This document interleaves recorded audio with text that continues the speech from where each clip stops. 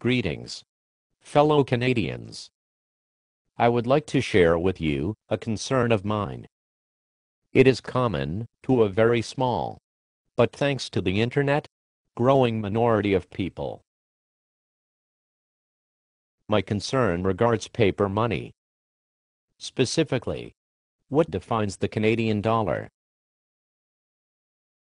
A dictionary definition describes a dollar as being a basic monetary unit, equivalent to 100 cents. Further reading reveals that a cent is equal to 1/100th of a dollar.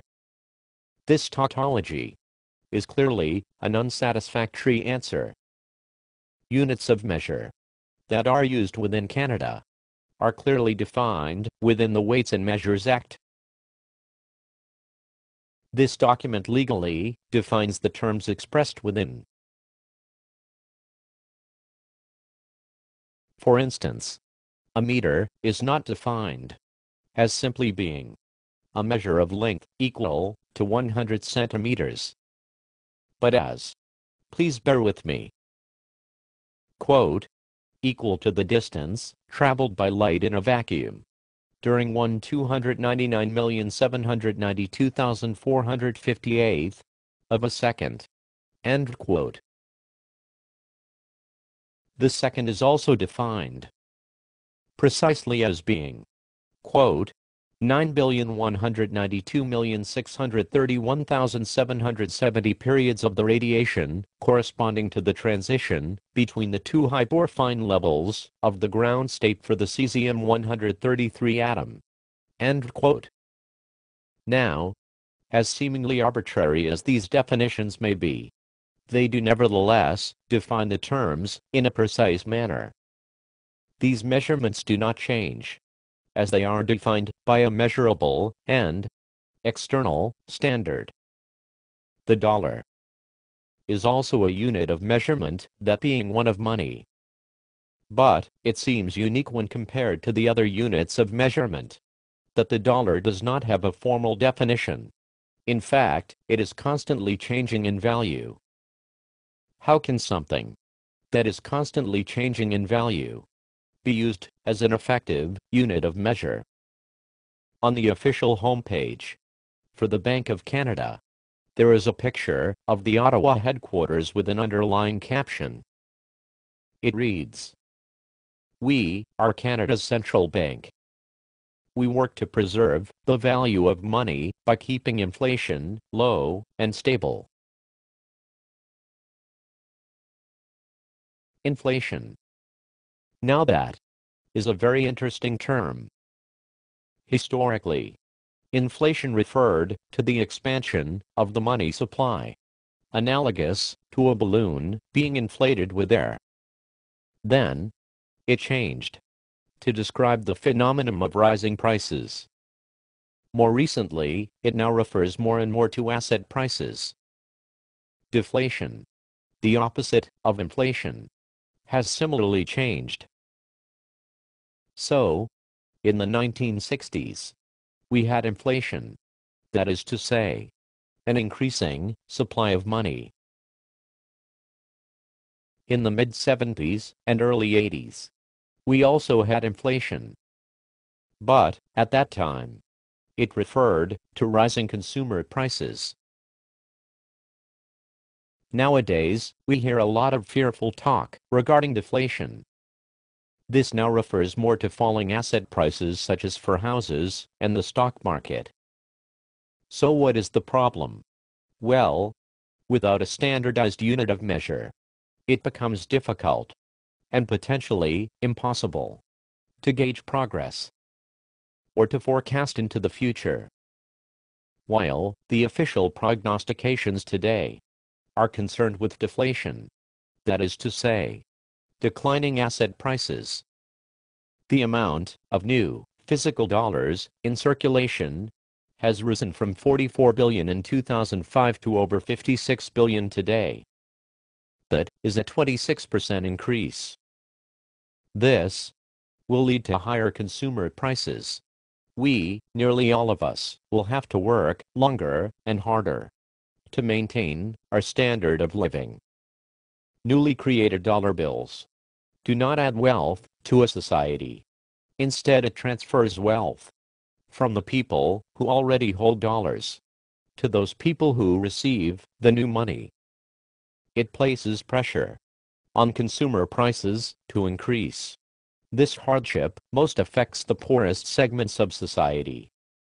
If wealth could be merely created by adding more money, then mankind would have eliminated poverty long ago.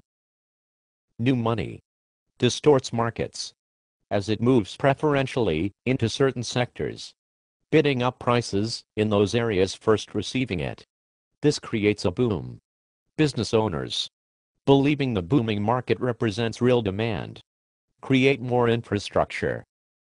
They risk more time, effort, and capital than they might otherwise have done if they had not been misled by the new money. This is called malinvestment.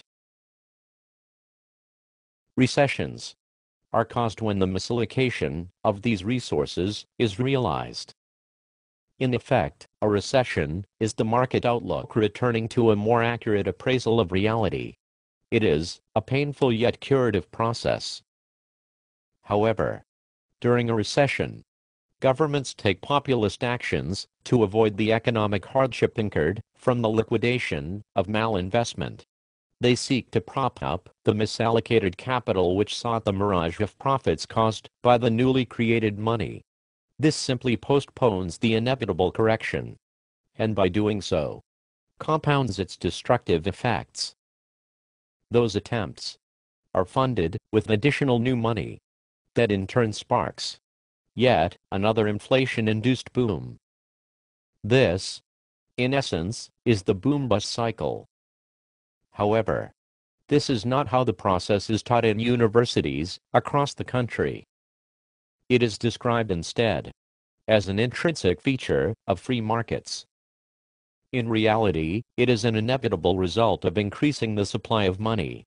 In other words, it is a result of deliberate policy and not, to use a phrase from an influential economist, animal spirits. Anyone who understands the exponential nature of this cycle will be able to predict that, like a heroin junkie attempting to escape a painful withdrawal, the dosage must increase. An overdose for the junkie results in death. An overissuance of currency destroys all market confidence of the currency through a process known as hyperinflation. Much of the new money goes towards government. Government, who borrows this money, uses tax revenue to cover the interest. Since the amount of money to be paid back is always greater than that borrowed due to the added interest, governments must continuously borrow in ever-increasing amounts. Again, this is an exponential function. It is ultimately unsustainable. So, in summary, an undefined monetary unit permits an unlimited expansion of the money supply. An increasing money supply causes the following major phenomena. Currency devaluation provides upward pressure to consumer prices, increases required effort to maintain a standard of living, causes the boom-bust cycle throughout the process of malinvestment, and finally, it promotes unsustainable government borrowing. It does not have to be this way. Governments have authorized a monopoly to specific monetary authorities. If this monopoly was no longer enforced, citizens could use whatever medium they wish to use for exchange. This would at least provide an option. The availability of this option would instill better governance, because, should the general population ever perceive a devaluation of the existing paper money, they could proactively exchange their holdings into an alternate form of money. Governments would necessarily have to be more fiscally responsible. At the moment, they can always rely on borrowing more new money. To some degree, an alternate form of money already does exist. as record nominal prices for gold indicate, a certain portion of society is already transforming their wealth into something they believe will better hold its value. I hope that the most severe effects of a currency debasement caused by monetary inflation never come to pass. However, in case they do, may you find these words helpful in preparing yourself.